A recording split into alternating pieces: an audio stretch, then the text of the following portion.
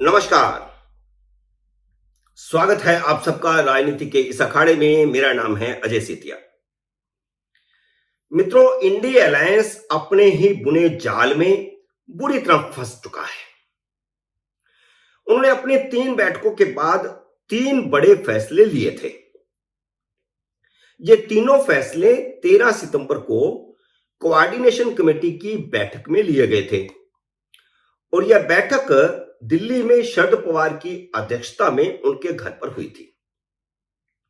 और इन 3 फैसलों में से एक फैसला तो वापस लिया जा चुका है।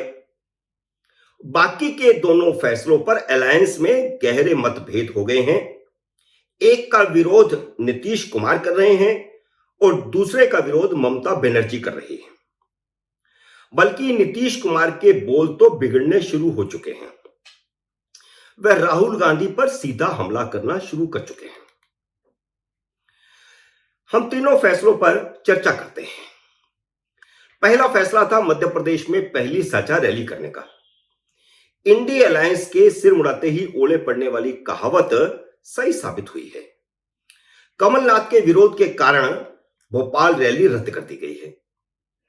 अब यह कमलनाथ के लिए तो बड़ी खुशी की बात होती कि इंडी अलायंस की साझी रैली, पहली साझी रैली भोपाल में हो रही थी और वह भोपाल प्रदेश कांग्रेस के अध्यक्ष हैं, मुख्यमंत्री का चेहरा भी हैं कांग्रेस की तरफ से। फिर उन्होंने रैली रद्द क्यों करवाई? और यह रैली खुद राहुल गांधी ने तय करवाई थी, किसी और ने तय नहीं करवाई थी। हालांकि वे उस समय यूरोप में थे, लेकिन उनका दबाव था कि क्योंकि मध्य प्रदेश में चुनाव है इसलिए पहली रैली भोपाल में रखी जाए। कमलनाथ ने रैली इसलिए रद्द करवाई क्योंकि सनातन धर्म पर इंडी अलायंस के बाद कमलनाथ बेहद खफा है। मध्य प्रदेश के हिंदू वोटरों को लुभाने के लिए आजकल वह पक्के सनातनी बने हुए हैं, बल्कि वह सनातनी हैं ही। और मध्य प्रदेश में हिंदू वोटर बहुत उग्र है, प्रोएक्टिव है। यह बात कमलनाथ को पता है। भारतीय जनता पार्टी का मध्य प्रदेश में गढ़ है और भाजपा मध्य प्रदेश में तब से हावी है जब से जनसंघ हुआ करती थी, भाजपा नहीं थी। और मध्य प्रदेश में अपनी जड़ें जमाने के लिए कांग्रेस को हिंदू बनना पड़ता है। इसलिए कमलनाथ ने हाल ही में बागेश्वर धाम के धीरेंद्र शास्त्री को बुला करके अपने इलाके में कथा करवाई। और यह वह धीरेंद्र शास्त्री हैं जो खुलेआम कहते हैं कि भारत हिंदू राष्ट्र बनकर रहेगा। और हिंदुओं के वोट पाने के लिए कमलनाथ ने तो धीरेंद्र शास्त्री से भी 2 कदम आगे बढ़कर के कहा कि जिस देश की 80% आबादी हिंदू है वह हिंदू राष्ट्र है ही, बनाने की क्या बात है। अब अगर भोपाल में इंडी अलायंस की रैली होती तो वहां स्टालिन भी आते। वह आते या ना आते, सनातन धर्म एक बड़ा मुद्दा बन चुका है और खासकर उन इलाकों में जहां हिंदुओं की बहुतायत है और मध्य प्रदेश उनमें से एक है, जैसा कि मैंने बताया। और अगर वहां पर इंडी अलायंस की रैली होती तो उसके खिलाफ हिंदू प्रदर्शन करते। सनातन धर्म, आर्य समाज, विश्व हिंदू परिषद, भारतीय जनता पार्टी, बजरंग दल, इनका एक बड़ा विशाल प्रदर्शन होता और पूरे देश में मैसेज जाता कि यह लड़ाई 2024 की लड़ाई सनातन धर्म बनाम इंडी अलायंस हो गई है। सनातन धर्म बनाम सनातन धर्म विरोधी। और इससे सबसे बड़ा नुकसान तो कमलनाथ को ही होता। इसलिए कमलनाथ ने दबाव डालकर रैली को रद्द करवाया। फैसला हुआ था 13 सितंबर को और 14 सितंबर को ही मल्लिकार्जुन खड़गे ने संकेत दे दिया था, क्योंकि कमलनाथ ने फोन कर दिया था कि रैली रद्द हो सकती है। और हैदराबाद में रैली रद्द करने का ऐलान कमलनाथ के मुंह से ही करवाया गया ताकि गलत संदेश न चला जाए। चलिए, दूसरा फैसला था 14 एंकरों के बाइकाट का। नीतीश कुमार ने खुलेआम प्रेस कॉन्फ्रेंस करके इसका विरोध किया है। नीतीश कुमार के कड़े विरोध के बाद कांग्रेस ने हैदराबाद में, जहां कांग्रेस की वर्किंग कमेटी चल रही है, वहां यू टर्न ले लिया, यू टर्न के संकेत दे दिए।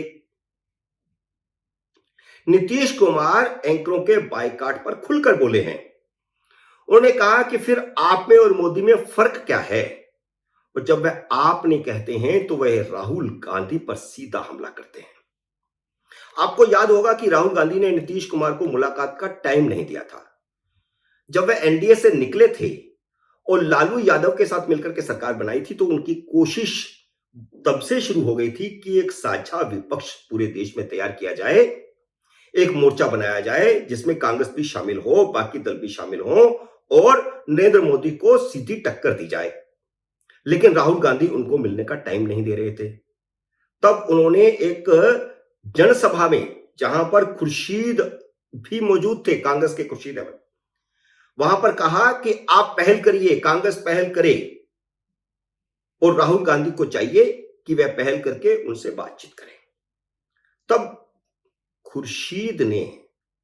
सलमान खुर्शीद ने अपनी गारंटी देकर के राहुल गांधी को नीतीश कुमार से बातचीत के लिए तैयार किया था, और सलमान खुर्शीद की मौजूदगी में ही नीतीश कुमार की राहुल गांधी से मुलाकात हुई थी। लेकिन अब भी जब ये अलायंस भी बन चुका, नीतीश कुमार ने सबसे मुलाकात की, अलायंस बनवाया, सब मेहनत की, 3 बैठकें भी हो चुकी, इसके बावजूद राहुल गांधी नीतीश कुमार पर भरोसा नहीं करते।